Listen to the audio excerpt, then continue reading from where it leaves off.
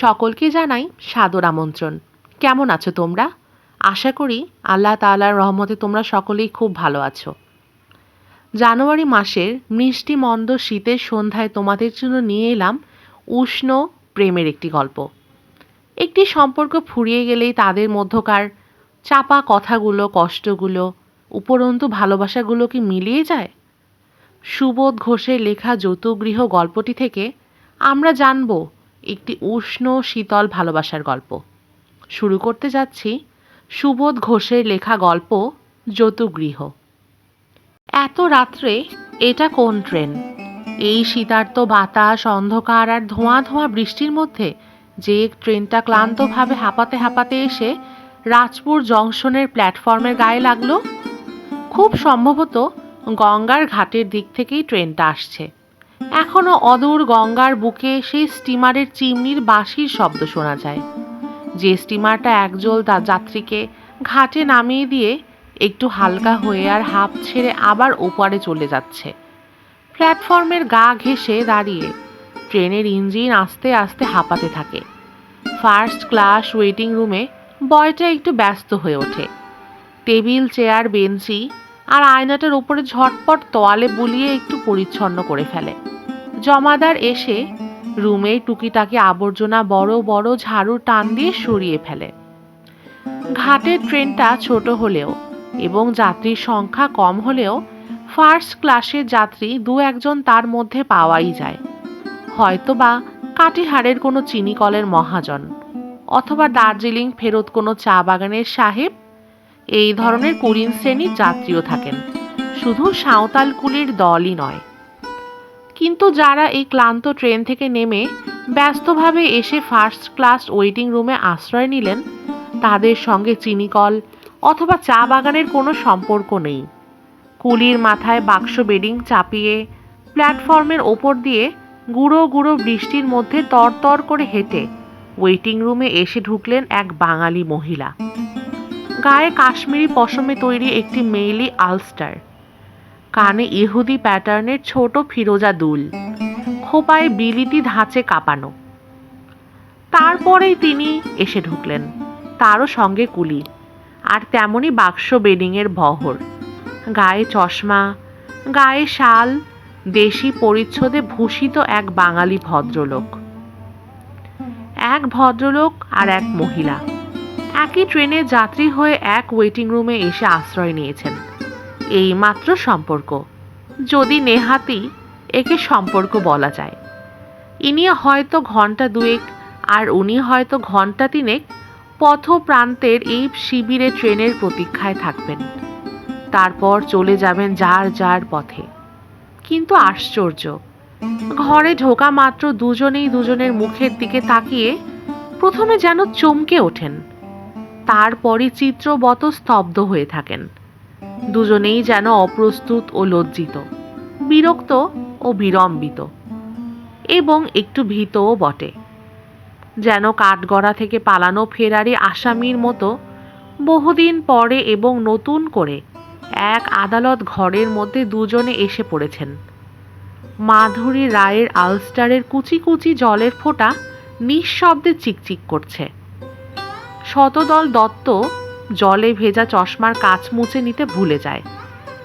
এটা Rajpur জংশনের waiting room, আদালত ঘর নয়। জজ নেই, উকিল নেই, সাক্ষী নেই, সারি সারি সাজানো কতগুলো নিষ্পলক লোকচক্ষুও নেই। প্রশ্ন করে লজ্জা দিতে, স্বীকৃতি বা স্বাক্ষর আদায় করতে তৃতীয় কোনো ব্যক্তি নেই। তবুও এই নিভৃত সান্নিধ্যই দুজনের কাছে বড় বেশি দুঃসহ বলে মনে হয়। সরে পড়তে পারলে ভালো, সরে যাওয়াই তো ভালো। শতদল দরজার কাছে এগিয়ে এসে ডাক দেয়, কুলি। মাধুরীর জিনিসপত্র ছড়িয়ে পড়ে আছে বেঞ্চির উপরে। শতদলের জিনিসপত্র স্তূপীকৃত হয়ে রয়েছে ওই টেবিলটার ওপর। এক্ষুনি জিনিসপত্র আবার কুলির মাথায় চাপিয়ে শতদল দত্তকে চলে যেতে হবে। কোথায় তা সে জানে না, শুধু অদৃশ্য লজ্জায় অভিভূত এই ওয়েটিং রুম ছেড়ে অন্য যে কোনোখানে, হয়তো ওই মুসাফিরখানায়, যেখানে এরকম আলো নেই, আসবাব নেই, কিন্তু অতীতের এক অস্পষ্ট ছায়াকে এত এত জীবন্ত মূর্তিতে মুখোমুখি দেখে বিব্রত হওয়ার শঙ্কাও সেখানে নেই। শতদলের ডাকে সাড়া দিয়ে কুলিদের কেউ এলো না। এলো ওয়েটিং রুমের বয়। হুজুর! বয়কে উত্তর দিতে হবে। শতদল দত্ত আর একবার দরজা পর্যন্ত পায়চারি করে এগিয়ে যায়। বাইরে উঁকি দিয়ে তাকায়। গুঁড়ো বৃষ্টির একটা ঝাপটা মুখে এসে বাড়ি লাগে। ফিরে এসে আবার টেবিলটার পাশে দাঁড়ায়, যেন নিজের চিন্তার ভেতর পায়চারি করে উত্তর সন্ধান করছে শতদল। চুপ করে দাঁড়িয়ে কি যেন ভাবতে থাকে। বোধহয় এতক্ষণে নিজের মনে অবস্থাটার ওপর রাগ করে একটু শক্ত হয়ে পড়েছে। এভাবে বিচলিত হওয়ার কোনো অর্থ নেই। ওয়েটিং রুমের মধ্যে মাত্র একজন যাত্রীকে দেখে এভাবে পালিয়ে যাওয়ার অর্থ একটা অর্থহীন দুর্বলতার কাছে হার মেনে যাওয়া। বয় বলে চলল, ফরমাইশ করুন হুজুর। বেশ স্বচ্ছন্দভাবে শতদল দত্ত টেবিলের কাছে একটা চেয়ার টেনে বসে। স্বচ্ছন্দ স্বরে বয়কে নির্দেশ দেয়, চা নিয়ে এসো। আর ওদিকে কাশ্মীরি পশমের আলস্টার গা থেকে নামিয়ে মাধুরী রায় বেঞ্চির উপরে রাখে। জিনিসপত্রগুলো সরিয়ে একটু জায়গা করে নিয়ে বেঞ্চির ওপরেই চুপ করে বসে থাকে। শতদল দত্ত আর মাধুরী রায় দুজন ট্রেন যাত্রী মাত্র। রাজপুর জংশনের ওয়েটিং রুমে বসে থাকে ট্রেনের প্রতীক্ষায়। এছাড়া দুজনের মধ্যে আজ আর কোনো সম্পর্ক নেই। শুধু আজ নয়, আজ প্রায় 5 বছর হলো দুজনের মধ্যে কোনো সম্পর্ক নেই। কিন্তু তার আগে ছিল, সেও প্রায় একটানা 7 বছর ধরে। সম্পর্কের লক্ষণ দেখা গিয়েছিল প্রায় 12 বছর অতীতে। যে অতীতে মাধুরী মিত্র নামে দেখতে বড় সুন্দর এক অনুরা তরুণী শতদলের মেজ বৌদির বান্ধবী ছিল মাত্র। আর স্থানটা ছিল ঘাটশিলা। সময়টা ফাল্গুন। মধুদ্রুমের বীথিকায় যখন সৌরভের উৎসব জাগে, তারই মধ্যে আকস্মিক এক অপরাহ্নের আলোকে শুধু একটু বেড়াতে যাবার ঘটনা। সেই তো মাধুরী মিত্রের সঙ্গে শতদল দত্তের সম্পর্কের শুরু। 1 বছরে পরিচয়ে দুজন দুজনকে যে খুবই বেশি ভালোবেসেছিল তাতে কোনো সন্দেহ নেই। যে ভালোবাসা আইন মতো রেজিস্ট্রারিও করা হয়, তার মধ্যেও বিন্দু মাত্র কোনো ভুল ছিল না। কিন্তু বিয়ের পর 7টি বছর পার হতে না হতেই মাধুরী দত্ত আর শতদল দত্তের মধ্যে সে ভালোবাসার জোর আর রইল না। তাই আবার দুজনেই স্বেচ্ছায় এবং আইন মতো আদালতের শরণাপন্ন হলো। রেজিস্ট্রারি করা সম্পর্ক বাতিল করে দুজনেরই ছাড়াছাড়ি হয়ে গেল। কে জানে কেমন করে যেন দুজনেই বুঝতে পেরেছিল ভালোবাসার জোর আর নেই। মনের দিক থেকে দুজনেই দুজনের কাছে যখন পর হয়ে গেল, তখন লোকচক্ষুর সম্মুখে অনর্থকার থিয়েটারের স্বামী স্ত্রীর মতো দাম্পত্যের অভিনয় না করে দুজনেই দুজনের কাছ থেকে বিদায় নিল। কেউ কাউকে বাধা দিল না। ফাল্গুনের ঘাটশিলায় মধুদ্রমের সৌরভে যে প্রেমের আবির্ভাব, মাত্র 7টি নতুন ফাল্গুনে তার গায়ে যেন সহ্য হলো না। এত জোর ভালোবাসার পর বিয়ে, তবু ভালোবাসার বিয়ের পর জোরটুকুই হারিয়ে ফেলল। তাও দুজনেই বাস্তব আর চাক্ষুষ প্রমাণ দেখেই বুঝেছিল। একদিন এই ঘরে বসে এক মনে বই পড়ছিল মাধুরী, আর ও ঘরে একা একা নিজের হাতে কাপড় চোপড় গুছিয়ে বাক্সে ভরছিল শতদল। 1 সপ্তাহের জন্য ভুবনেশ্বর গিয়ে থাকতে হবে, প্রত্ন বিভাগের একটা সার্ভে তদারকের জন্য। শতদলের রওনা হবার আগের মুহূর্ত পর্যন্ত মাধুরী একবার এসে চোখের দেখাও দিয়ে যেতে পারল না।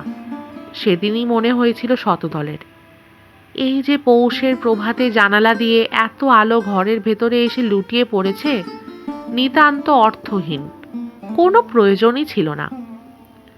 পৌষের সকালবেলাটাই শুধু অন্যায় করেনি, সেই বছরেই চৈত্রের একটা রবিবারের বিকালবেলাও ভয়ানক এক বিদ্রূপ করে দিয়ে চলে গেল। প্রতি রবিবারের মতো সাজসজ্জা করে বেড়াতে যাবার জন্য প্রস্তুত হয়ে বসেছিল মাধুরী এই ঘরে। আর পাশের ঘরেই গভীর মনোযোগ দিয়ে চালুক্য স্টাইলের মন্দির ভিত্তির একটা স্কেচ আঁকছিল শতদল। বেড়াতে যাবার কথা একটিবারের জন্যেও তার মনে হলো না, কোনো সাড়াও দিল না।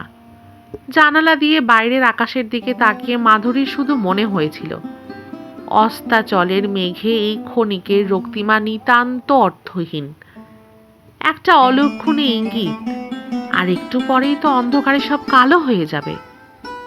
এই ছলনায় খেলা আর না করে সূর্যটা যদি একটু তাড়াতাড়ি ডুবে যায় তবেই কি ভালো নয়?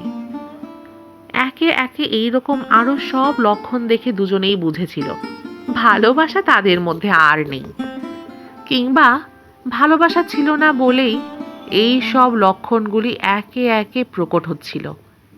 কে জানে কোনটা সত্য? হয়তো চেষ্টা করলে দুজনেই জানতে পারত, হয়তো জেনেছিল, হয়তো বা জানেনি।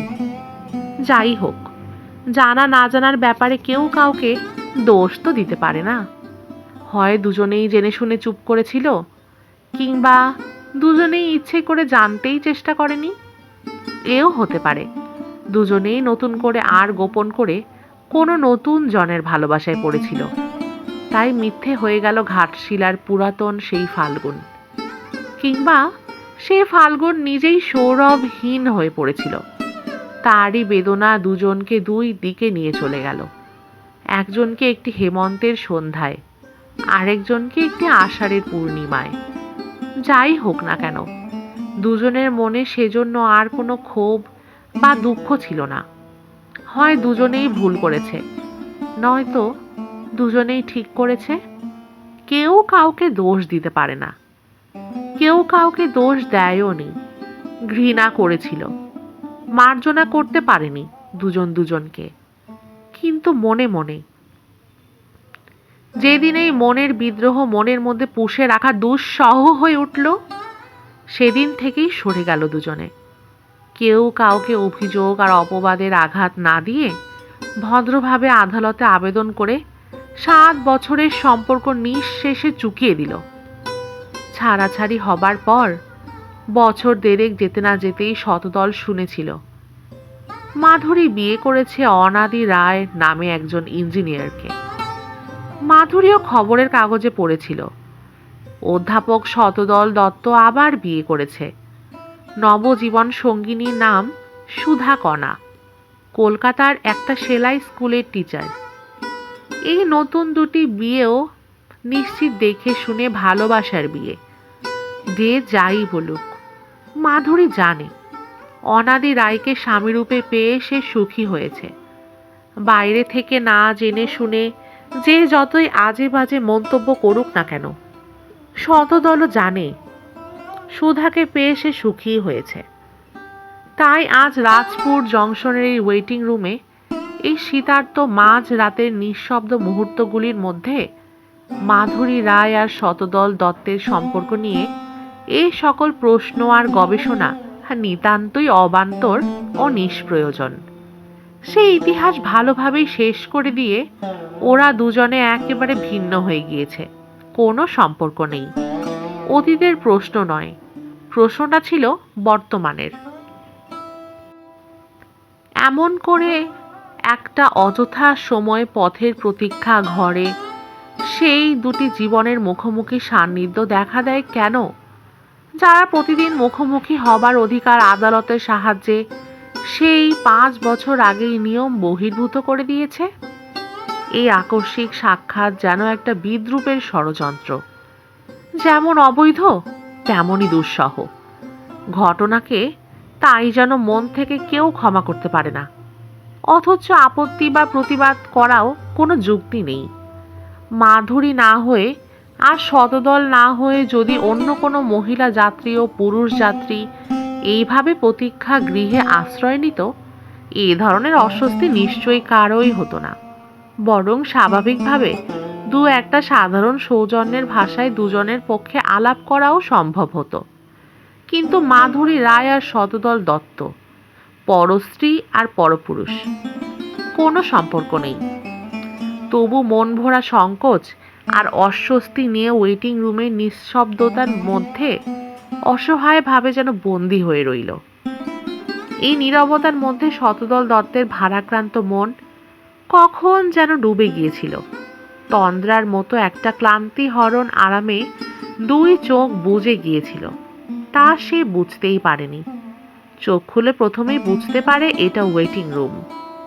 একটু দূরেই বেঞ্চির উপরে বসে রয়েছে মাধুরী, দেয়ালের দিকে মুখ ঘুরিয়ে কৌতূহলহীন এবং নিষ্পলক একজোড়া চোখের দৃষ্টি। শতদল কিন্তু মুখ ফিরিয়ে নিল না।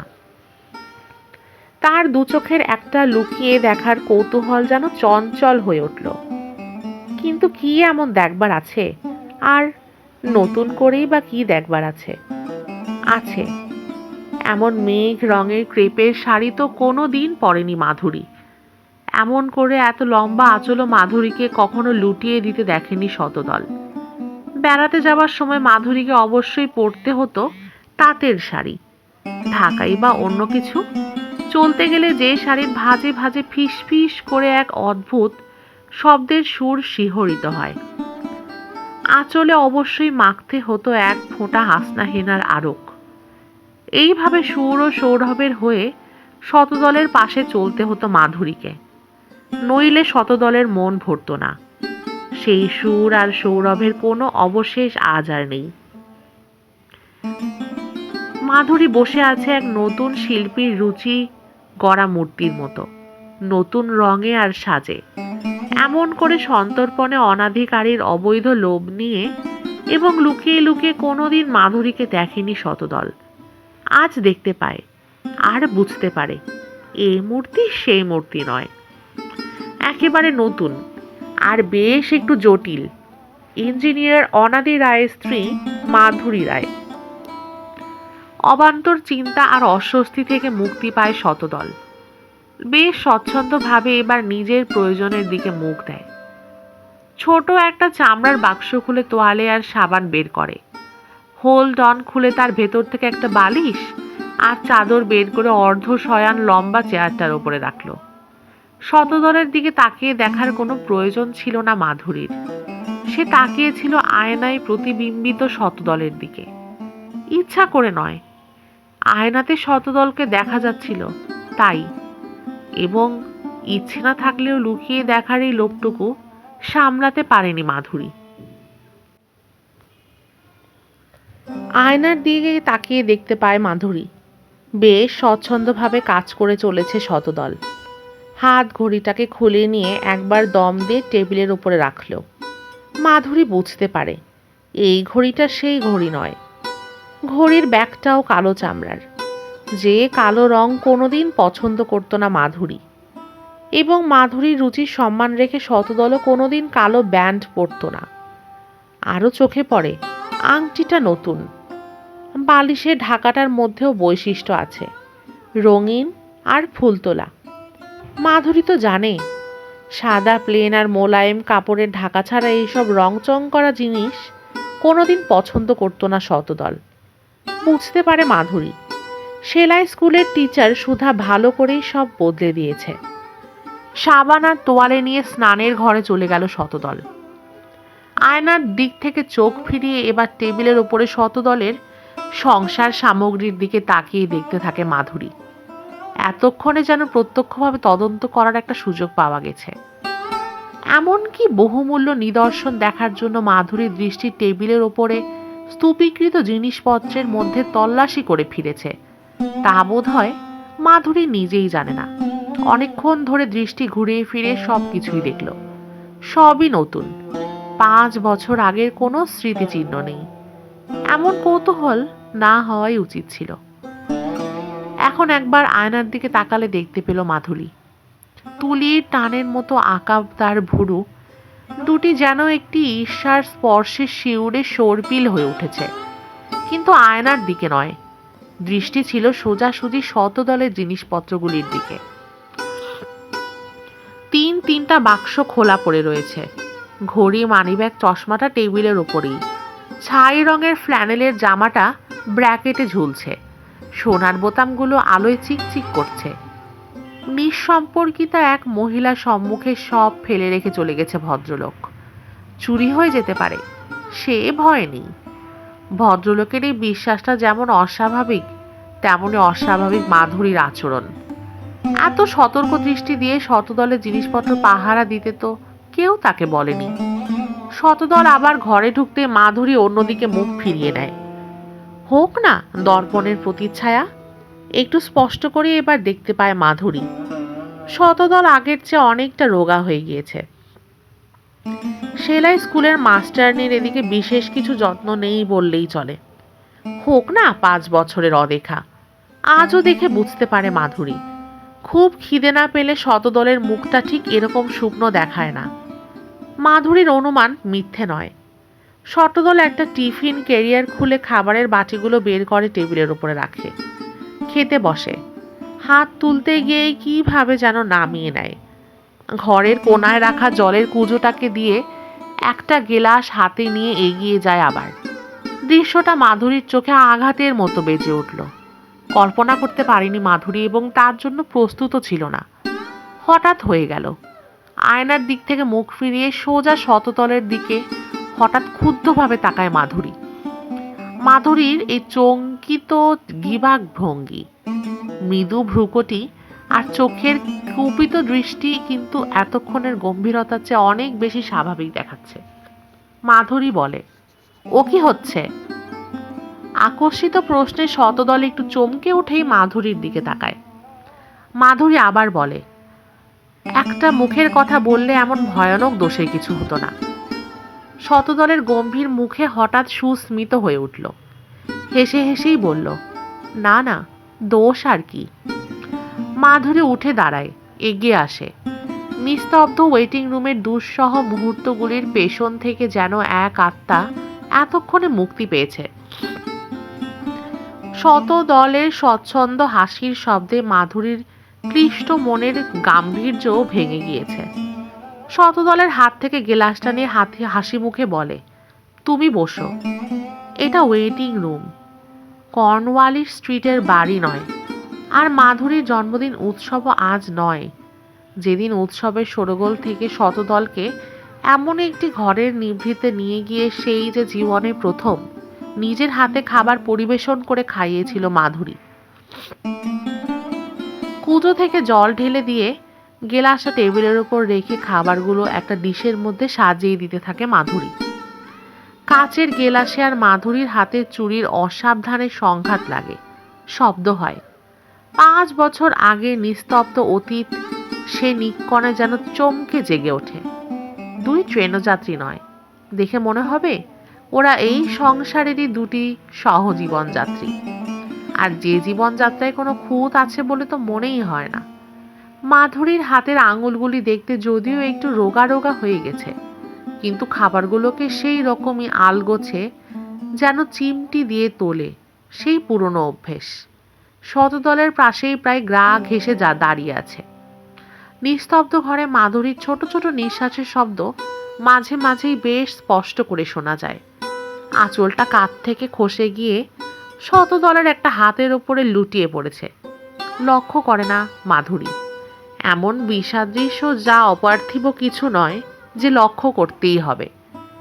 সবই দেখছি বাজারের তৈরি খাবার। মাধুরীর কথার মধ্যে একটা আপত্তির আভাস ছিল, যার অর্থ বুঝতে দেরি হয়নি শতদলের।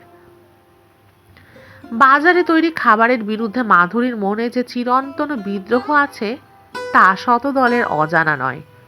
তাই যেন দোষ স্থালনের মতো সুর সংকুচিতভাবে বলল, হ্যাঁ, কাটিহার বাজারে এগুলো কিনেছিলাম। মাধুরী বলল, কোথায় যাচ্ছ? কলকাতায়। তুমি কি এখনো কলকাতাতেই? হ্যাঁ, তুমি? এই কথাগুলো না উঠলে বোধহয় ভালো হতো। হাত কাঁপে।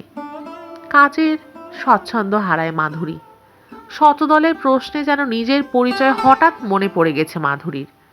কুণ্ঠিতভাবে একটু তফাতে সরে গিয়ে মাধুরী উত্তর দেয়, রাজগীর। এই পর্যন্ত এসেই প্রসঙ্গ ফুরিয়ে যায়। আর প্রশ্ন করে জানবার মতো কিছু নেই।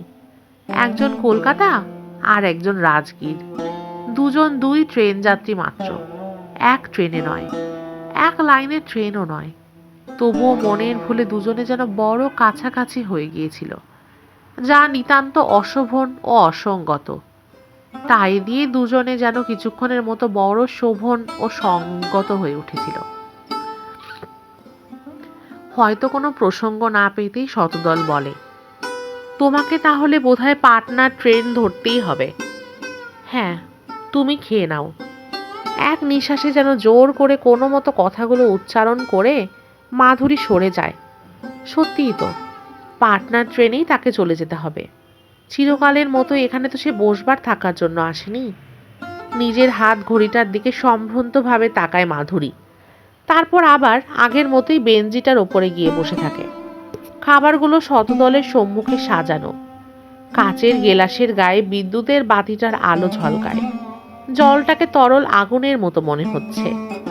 আর বোধ হয় অপ্রস্তুত লজ্জিত হয়েছে শতদল। কিন্তু বড় শ্লেষ, বড় জ্বালা আছে এ লজ্জায়। সব জেনে শুনেও হঠাৎ লোভের ভুলে এক প্রহেলিকার মায়াকে কেন সত্য বলে বিশ্বাস হয়েছিল শতদলের। ছটফট করে চেয়ার ছেড়ে উঠে দাঁড়ায় শতদল। চাদরটা গায়ে জড়িয়ে লম্বা চেয়ারের উপরে শুয়ে পড়ে। সিগারেট ধরায়। খাবার খেতে পারল না, কিন্তু কেন? এই প্রশ্নের উত্তর আজ নিজের মনের মধ্যেই খুঁজে পাওয়ার জন্য কোনো চেষ্টাই করছে না শতদল। ওয়েটিং রুম আবার ওয়েটিং রুম হয়ে ওঠে। দুই সম্পর্কহীন অনাত্মীয় ভিন্ন ভিন্ন ট্রেনের দুই যাত্রী প্রতীক্ষার মুহূর্ত গুনছে। কিন্তু ট্রেনও আসে না, তৃতীয় কোনো যাত্রীও এই ঘরে প্রবেশ করে না। আসে বয়, হাতে একটি ট্রে, তার উপরে চায়ের সরঞ্জাম সাজানো। একটি টিপট, একটি দুধের জার, একটি চিনির পাত্র এবং পেয়ালা দুটি। টেবিলের ওপর ট্রে সমেত চায়ের সরঞ্জাম রেখে বয় চলে গেল। তৃষ্ণার্ত দৃষ্টি তুলে চায়ের পাত্রের দিকে একবার তাকায় শতদল, কিন্তু পর মুহূর্তেই যেন একটা বাধা পেয়ে সে দৃষ্টি ফিরিয়ে নিল। ট্রের ওপরে দুটি চায়ের পেয়ালা। কি ভয়ানক বিদ্রূপ! কোন বুদ্ধিতে বয়টা দুটি পেয়ালা দিয়ে গেল কে জানে। সেরকম কোনো নির্দেশ তো বয়কে দেয়নি শতদল। চা খাওয়াও আর সম্ভব হলো না। সোজাসুজি না তাকিয়ে দেখুক, মাধুরী যেন চোখের মনের চোখ দিয়ে স্পষ্ট করেই দেখতে পাচ্ছে। খাবার স্পর্শ করছে না শতদল, চাও বোধহয় খাবে না। বয়টা এক নাম্বারের মূর্খ। চাটা যদি ঢেলে দিয়েই যেত তবে ভদ্রলোক বোধ হয় এমন কুণ্ঠিত হয়ে বসে থাকতো না। কিন্তু এত কুণ্ঠাই বা কেন? এ তো আর মধুপুর নয়, সেজ মামার বাসা নয়, আর সেই বড়দিনের ছুটিটাও নয়। বড়দিনের ছুটিতে মধুপুরে সেজ মামার ওখানে বেড়াতে গিয়েছিল শতদল আর মাধুরী। প্রথম দিনেই দুর্ঘটনাটা ঘটেছিল। অনেকটা এইরকম নিঃশব্দে প্রতিবাদের মতো চা না খেয়ে সারা সকালটা বাগানের একটা ঝাউয়ের নিচে চেয়ার টেনে বসে রইল শতদল। প্রতিবাদের কারণ, বাড়িতে এত লোক থাকতে আর সবার ওপর মাধুরী থাকতে শতদলকে চা দিয়ে গেল বাড়ির একটা চাকর। রহস্যটা যখন ধরা পড়ল, বাড়ি শুদ্ধ লোক লজ্জায় অপ্রস্তুত হয়ে গেল। সবচেয়ে বেশি বকুনি খেলেন মাধুরী। মামিমা বকলেন, সেজ মামা বকলেন, এমনকি স্বল্পভাষী বরদাও বললেন, যখন জানিস তুই নিজের হাতে চা না দিলে শতদল অসন্তুষ্ট হয়, তখন খেয়াল রাখা উচিত ছিল মাধুরী। কিন্তু এটা ওয়েটিং রুম নয়, সেজ মামার বাসাও নয়, আসলেই একটা ওয়েটিং রুম। অভিমানী স্বামীর মতো এমন মুখ ঘুরে পড়ে থাকা আজ আর শতদলকে একটুও মানায় না। কিন্তু এ কি আশ্চর্য! এই বিসদৃশ অভিমানের আবেদন ওয়েটিং রুমের অন্তর যেন স্পর্শ করে। খাবার খাচ্ছ না কেন? বড় কোমল ও মৃদু অনুনয়ের সুর ছিল মাধুরীর কথায়। শতদল শান্তভাবে উত্তর দেয়, না, এত রাত্রে আর ওসব খাবো না। তবে শুধু চা খাও? চা অবশ্য খেতে পারি, তুমি খাবে না? মাধুরীর মুখে হাসির ছায়া পড়ে। আমার কি চা খাবার কথা ছিল? শতদল লজ্জিতভাবে হাসে। তা অবশ্য ছিল না, কিন্তু বয়টা ভুল করে দুটো পেয়ালা দিয়েই গেছে। তখন তখন এক পেয়ালা চা আমার খাওয়াই উচিত, এই তো। মাধুরীর কথার মধ্যে কোনো সংকোচ বা জড়তা ছিল না। হেসে হেসে কথাগুলো বলতে পারে মাধুরী। শতদল বলে, আমি তো তাই মনে করি। বয়টার আর কি দোষ বলো? মাধুরী, না, বয়কে আর দোষ দিয়ে লাভ কি? দুজনের ক্ষণিকের জন্য গম্ভীর হয়। সত্যিই তো, বয়কে দোষ দিয়ে লাভ নেই। মাধুরীর কথাগুলি যেন একটা আক্ষেপের সুর মিশে আছে। বোধহয় বলতে চায় মাধুরী, বয়টার দোষ হবে কেন? দোষ অতৃষ্টের। নইলে আজ ৫টা বছর পরে এমন একটা বিশ্রী রাত্রে একটা ওয়েটিং রুমে চক্রান্ত পড়ে কেন এভাবে অপ্রস্তুত হতে হলো? হয় আর চুপ করে বসে থাকার শক্তি ছিল না, নয় ইচ্ছে করে এই ওয়েটিং রুমের চক্রান্তে আত্মসমর্পণ করতে চায় মাধুরী। উঠে দাঁড়ায়, টেবিলের কাছে এগিয়ে আসে, চা তৈরি করে। সেই হাতে সেই নিপুণতা দিয়ে, স্বচ্ছন্দে ও সাগ্রহে। শতদলও ওঠে, একটা চেয়ার তুলে নিয়ে টেবিলের কাছে নিজের চেয়ারের পাশে রাখে। মাধুরীর দিকে তাকিয়ে বলে, বসো।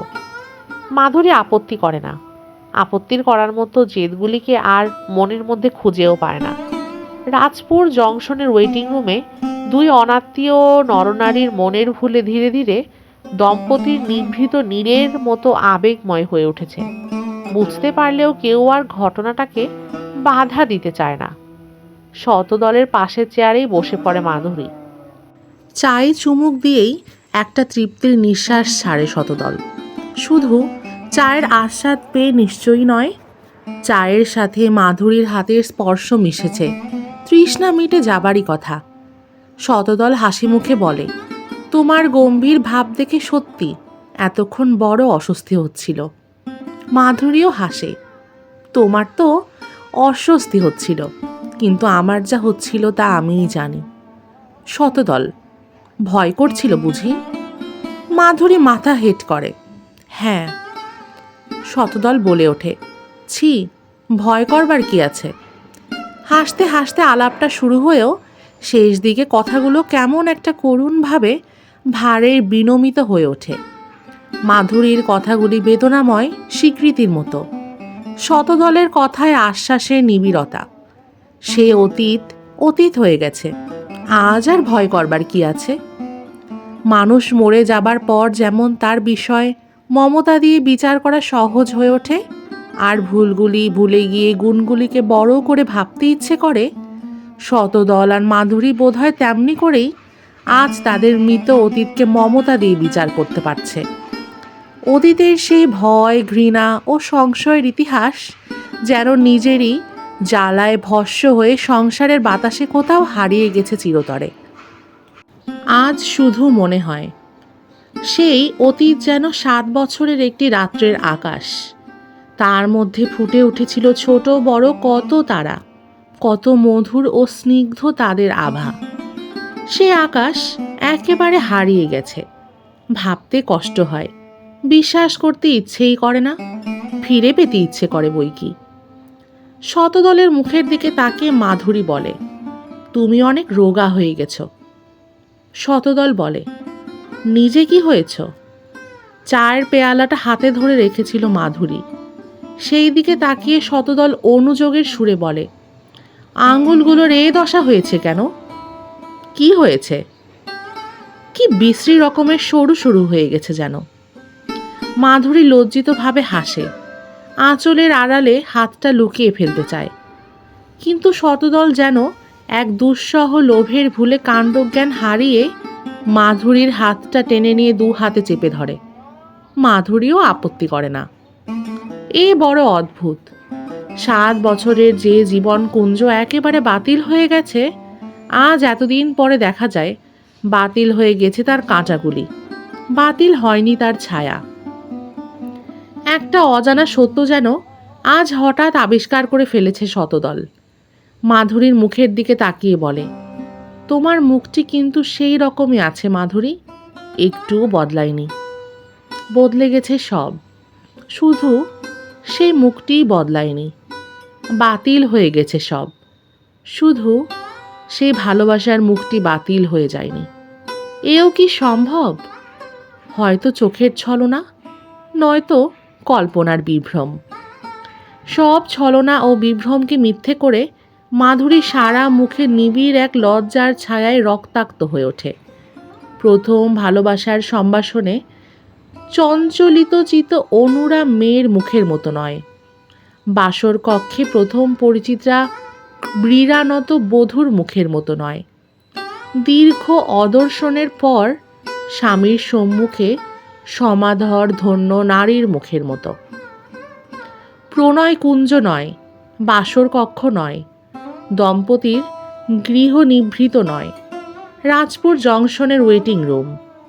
তবুও শতদল আর মাধুরী দুই ট্রেন যাত্রী বসে থাকে পাশাপাশি, যেন এইভাবেই তারা চিরকালের সংসারে সহযাত্রী হয়ে আছে, কোনোদিনও বিচ্ছিন্ন হয়নি। চা খাওয়া শেষ হয়। মাধুরী জিজ্ঞেস করে, কাকাবাবু এখন কোথায় আছেন? তিনি দেরাদুনে বাড়ি করেছেন, এখন সেখানেই আছেন। পুঁটি? পুঁটির বিয়ে হয়ে গেছে, সেই রমেশের সঙ্গে। দিল্লির সেক্রেটারিয়েটে ভালোই একটা চাকরি পেয়েছে রমেশ। মাধুরীর হাতটা বড় শক্ত করে ধরেছিল শতদল, যেন 5 বছর অতীতের এক পলাতক মায়াকে অনেক সন্ধানের পর এতদিনে কাছে পেয়েছে। 2 হাত দিয়ে ধরে রেখেছে তার একটি হাত, যেন আবার হারিয়ে না যায়। তুমি বিশ্বাস করো মাধুরী? কি? তোমাকে আমি ভুলিনি, ভুলতে পারা যায় না। বিশ্বাস না করার কি আছে, চোখেই দেখতে পাচ্ছি। কিন্তু তুমি? কি? তুমি ভুলতে পেরেছ আমায়? 2 চোখ বন্ধ করে মাধুরী, যেন চারিদিকের বাস্তব সংসারের লোক চক্ষুকে অন্ধ করে দিয়ে উত্তর দেবার জন্য প্রস্তুত হয়। মাথাটা শতদলের বুকের কাছে একটু ঝুঁকে পড়ে। 2 চোখের কোণে ছোট ছোট মুক্ত কণিকার মতো 2টি সজলতার বিন্দু জেগে ওঠে। 2 হাতে জড়িয়ে মাধুরীর মাথাটা বুকের ওপর টেনে নেয় শতদল। বলতেই হবে মাধুরী, আমি না শুনে যে ছাড়ব না। হঠাৎ ছটফট করে ওঠে মাধুরী, যেন মাধুরীকে একটা আগুনের জ্বালা হঠাৎ 2 হাতে জড়িয়ে ধরেছে। শতদল হাত ছাড়িয়ে উঠে দাঁড়ায়।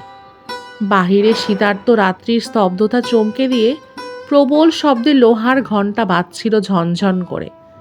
ঘরের ভেতর আয়নাটাও কাঁপছিল, যেন 2টি জীবনের এই দুঃসাহসের ব্যভিচার সইতে না পেরে ওয়েটিং রুমটায় আর্তনাদ করে উঠেছে। ধুলিয়ান অ্যাপ প্যাসেঞ্জার হয়ে পড়েছে। ছোটোছুটির সাড়া পাওয়া গেছে প্ল্যাটফর্মের ওপর। এই ট্রেনেই তো ওর আসার কথা। উদ্ভ্রান্তের মতো কথাগুলি বলতে বলতে দরজার দিকে ছুটে যায় মাধুরী। 3য় যাত্রী এসে ওয়েটিং রুমে প্রবেশ করে। মাধুরীকে দেখতে পেয়েই তার সারা মুখ আনন্দে দীপ্ত হয়ে ওঠে, যেন এই অমাবৃত রাত্রির পথে এক নিঃসঙ্গ পথিক এতক্ষণ পরে পান্থশালার আলোক দেখতে পেয়েছে। মাধুরী রায়ের স্বামী অনাদি রায়। মাধুরীর মুখ পুলকিত হয়ে উঠেছে দেখা যায়, কিন্তু তখনও যেন একটু বিষণ্ণতার স্পষ্ট লেগেছিল। ক্লান্ত প্রদীপের আলোকে যেমন একটু ধোঁয়ার ভাব থেকে যায়। অনাদি রায় কিন্তু তাতেই বিচলিত হয়ে ওঠেন। মাধুরীর কাছে এগিয়ে এসে ব্যস্তভাবে প্রশ্ন করেন, শরীর টরীর ভালো বোধ করছো তো? হ্যাঁ, ভালোই আছি। অনেকক্ষণ ধরে একা একা বসে থাকতে হয়েছে না? হ্যাঁ। কি করব বলো, ট্রেনগুলো যে রকম বেটাইমে চলছে, নইলে 2 ঘন্টা আগেই পৌঁছে যেতাম। অনাদি রায় উৎসাহের সঙ্গে একটা বেডিং খুলতে আরম্ভ করলেন। মাধুরী আপত্তি করে, থাক, এসব খোলামেলা করে লাভ নেই। তুমি একটু শুয়ে নাও মাধুরী, রেস্ট পেলে শরীর ভালো বোধ করবে। থাক, আর কতক্ষণই বা। অনাদি রায় কিন্তু নিরুৎসাহিত হলেন না। বাক্স খুলে একটা মির্জাপুরি আলোয়ান বের করলেন। 2 ভাঁজ করে নিজের হাতে আলোয়ানটা মাধুরীর গায়ে পরিপাটি করে জড়িয়ে দিলেন। এতক্ষণ চেয়ারের উপরে স্থির হয়ে বসে দেখছিল শতদল। একটা প্রহসনের দৃশ্য, নির্মম, অশোভন। কিন্তু বেশিক্ষণ স্থির হয়ে বসে থাকা আর সম্ভব হলো না। একবার ব্যস্ত হয়ে উঠে দরজা পর্যন্ত এগিয়ে গিয়ে বাইরে উকি দিয়ে দেখে। ফিরে এসে জিনিসপত্রগুলি একবার কারণে অকারণে টানাটানি করে, যেন একটা শাস্তির কারাগারে বন্দী হয়ে শতদলের অন্তরাত্মা ছটফট করছে। যেন পৃথিবী হাতড়ে একটু সুস্থির হবার মতো ঠাঁই অথবা পালিয়ে যাবার মতো পথ খুঁজতে থাকে শতদল। দৃশ্যটা সত্যি সহজ নয়। মির্জাপুরে আলোয়ান যেন মাধুরীর পথশ্রম ক্লান্ত আত্মাকে শত অনুরাগে জড়িয়ে ধরে রেখেছে। অনাদি রায় নামে এই সজ্জন কি গরবে গরিয়ান হয়ে বসে আছেন হাসি মুখে। আর ওই মাধুরী যেন পৌরাণিক কিংবদন্তি এক নারী, স্বয়ংবরার অভিনয় মাত্র করে, কিন্তু বরমাল্য দান করে তারই গলায়, যে তাকে লুট করে রথে তুলে নিয়ে চলে যেতে পারে। এক ভয়াবহ প্রতিদ্বন্দ্বীর মতো সকল পরাজয় দীনতা নিয়ে অসহায়ভাবে তাকিয়ে থাকে শতদল। সহ্য করতে কষ্ট হয়, চলে গেলেই তো হয়। কেন বসে বসে এত জ্বালা সহ্য করে শতদল? যেতে পারে না একটি লোভের জন্য। মাধুরীর কাছ থেকে সেই প্রশ্নের উত্তরটা শুনে যাবার লোভ। মাধুরী তাকে ভুলতে পারেনি। মাত্র এইটুকু সত্য মাধুরীর মুখে শুনে যেতে পারলেই জয়ীর আনন্দ নিয়ে চলে যেতে পারবে শতদল। কিন্তু ইহজীবনে এই উত্তর শুনে যাবার কোনো সুযোগ আর হবে কি? অনাদি রায় ঘড়ি দেখলেন, বোধহয় ট্রেনের টাইম হয়ে এসেছে। মাধুরী তার আলস্টার তুলে নিয়ে গায়ে দিল। কুলিও পৌঁছে গেল। পাটনার ট্রেন আসছে। স্বামীর পাশেই দাঁড়িয়েছে মাধুরী। কুলিরা চটপট জিনিসপত্রগুলো মাথায় চাপিয়ে দাঁড়ালো। রাজপুর জংশনের ওয়েটিং রুমকে শূন্য করে দিয়ে ওরা এক্ষুনি চলে যাবে। শতদলের মনে হয় মাধুরী যেন যাবার আগে এক যৌতুগৃহের গায়ে আগুনের জ্বালা লাগিয়ে দিয়ে সরে পড়ছে। 7 বছরের আকাশ কি নিতান্তই মিথ্যা? তাকে কি ভুলে পারা যায়? ছিন্ন করে দিলেই কি ভিন্ন করা যায়? এই প্রশ্নের উত্তর আর দিয়ে যাবে না মাধুরী। উত্তর দেবার আর কোনো সুযোগও নেই। কোনো দিকে না তাকিয়ে শুধু স্বামীর সঙ্গে হাসতে হাসতে এই ঘরের দুয়ার পার হয়ে চলে গেলেই ভালো ছিল। কিন্তু ঠিক সেভাবে চলে যেতে পারল না মাধুরী। কুলিরা চলে গেল। অনাদি রায়ও চলে গেলেন। দরজার কাছ পর্যন্ত এসে মাধুরী সেই চরম অন্তর্ধানের আগে এই যৌতুগৃহের জন্যই একটা অলীক মমতার টানে একবার দাঁড়ায়, মুখ ফিরিয়ে শতদলের দিকে তাকায়, হাসি মুখেই বিদায় চায়। যাই। শতদল হাসতে চেষ্টা করেও হাসতে পারে না। অনেকগুলো অভিমান আর দাবি একসঙ্গে এলোমেলোভাবে তার কথায় ফুটে উঠতে চাইছে, কিন্তু এত কথা বলার সময় কই? শুধু সেই একটি প্রশ্নের উত্তর শুনে চরম জানা জেনে নিতে চায় শতদল। যাচ্ছ? কিন্তু আমার প্রশ্নের উত্তর তো দিয়ে গেলে না মাধুরী। হাসি মুছে যায়। বিস্মিতভাবে তাকিয়ে মাধুরী প্রশ্ন করে, কিসের প্রশ্ন? শতদল বলে, সত্যিই ভুলে গেছো? উত্তর দেয় না মাধুরী। ভুলেই গেছে বোধ হয়। 7 বছরের ইতিহাস ভুলতে পারেনি যে মাধুরী, 7 মিনিট আগের কথা সে কি ভুলে গেল? এরই মধ্যে বিশ্ব সংসারের নিয়মগুলি কি এমনই উল্টে গেল যে সব ভুলে যেতে হবে?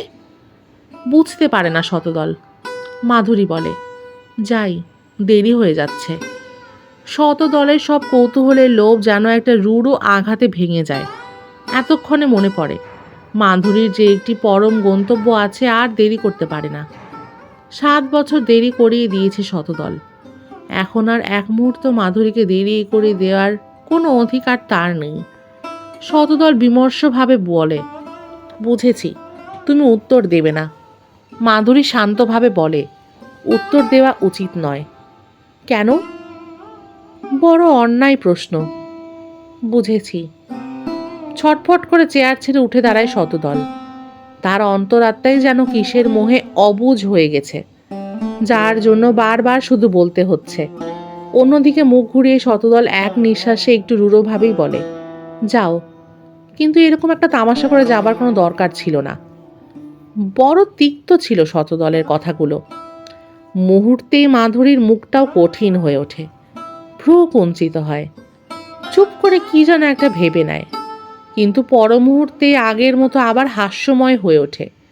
বোধ হয় সে অলীক মমতার টানেই এই যৌতুগৃহকে যাবার আগে জ্বালিয়ে দিতে নয়, একটু বুঝিয়ে দিয়ে আবার হাসিয়ে দিয়ে যাবার জন্য প্রস্তুত হয় মাধুরী।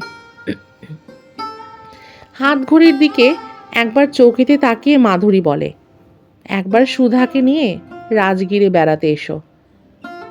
শতদল অপ্রস্তুতভাবে তাকায়। তারপর তোমরা দুজনে যেদিন বিদায় নেবে, আমি এসে ট্রেনে তুলে দিয়ে যাব। কেন? আমাকে একটা তামাশা দেখাবার সুযোগ তোমারও হবে, এই মাত্র। তাতে তোমার লাভ? মাধুরী হেসে ফেলে। লাভ কিচ্ছু নয়। তোমার মতোই হয়তো এই রকম মিছিমিছি রাগ করে কতগুলো বাজে কথা বলবো। মাত্র কয়েকটি মুহূর্ত নিষ্পলক চোখে তাকিয়ে থাকে শতদল। তারপরেই বলে ওঠে, বুঝলাম। কথাগুলো বেশ জোরে উচ্চারণ করে এবং সঙ্গে সঙ্গে হেসেও ফেলে শতদল। বাজে কথার অভিমান আর দাবিগুলো যেন নিজের স্বরূপ চিনতে পেরে অট্টহাস্য করে উঠেছে। এতক্ষণে সত্যি বুঝতে পেরেছে শতদল। হাত ঘড়ির দিকে তাকিয়ে সময় দেখতে থাকে এবং দরজার দিকে না তাকিয়েও বুঝতে পারে শতদল। মাধুরী চলে গেল। যৌতুগৃহে আর আগুনের স্ফুলিঙ্গ লাগলো না, লাগলো উচ্চ হাসির প্রতিধ্বনি। রাজপুর জংশনের যেন সুপ্তি ভেঙে গেল, আর একটি আগন্তুক ট্রেনের সংকেত ধ্বনিও বাজে। কলকাতার ট্রেনও এসে পড়েছে। এদিকের প্ল্যাটফর্মে নয়, উল্টো দিকে। কুলির মাথায় জিনিসপত্র চাপিয়ে শতদলও শত ব্যস্তভাবে চলে যায়। দুদিকে ট্রেন দুদিকে চলে যাবে। রাজপুর জংশনের শেষ রাত্রি ক্ষণিক কলরবের পর নীরব হয়ে যাবে। এরই মধ্যে এক প্রতীক্ষা গৃহের নিভৃতে দুই ট্রেন যাত্রীর সম্পর্কের ইতিহাস নিয়ে কি যে পরীক্ষা হয়ে গেল, তার সাক্ষ্য আর কিছুই থাকবে না। কিন্তু এখনো আছে, যদিও দেখে কিছু বোঝা যায় না। ওয়েটিং রুমের টেবিলের ওপরে একটি ট্রে, তার ওপর পাশাপাশি দুটি শূন্য চায়ের পেয়ালা। কোথা থেকে কারা দুজন এসে আর পাশাপাশি বসে তাদের তৃষ্ণা মিটিয়ে চলে গেছে। রাজপুর জংশন আবার ঘুমিয়ে পড়ার আগেই বয় এসে তুলে দিয়ে যাবে, ধুয়ে মুছে সাজিয়ে রেখে দেবে। একটা পেয়ালা কাবার্ডের এই দিকে, আর একটা হয়তো একেবারে ওই দিকে। শেষ হলো আজকের গল্প। ড্রিম ক্যারেজ ইউটিউব চ্যানেলকে সাবস্ক্রাইব করে পাশেই থাকুন নিত্য নতুন বাংলা সাহিত্য এবং বিদেশি সাহিত্যের ক্লাসিকগুলো শোনার জন্য। আমাদের সাথে থাকার জন্য অসংখ্য ধন্যবাদ।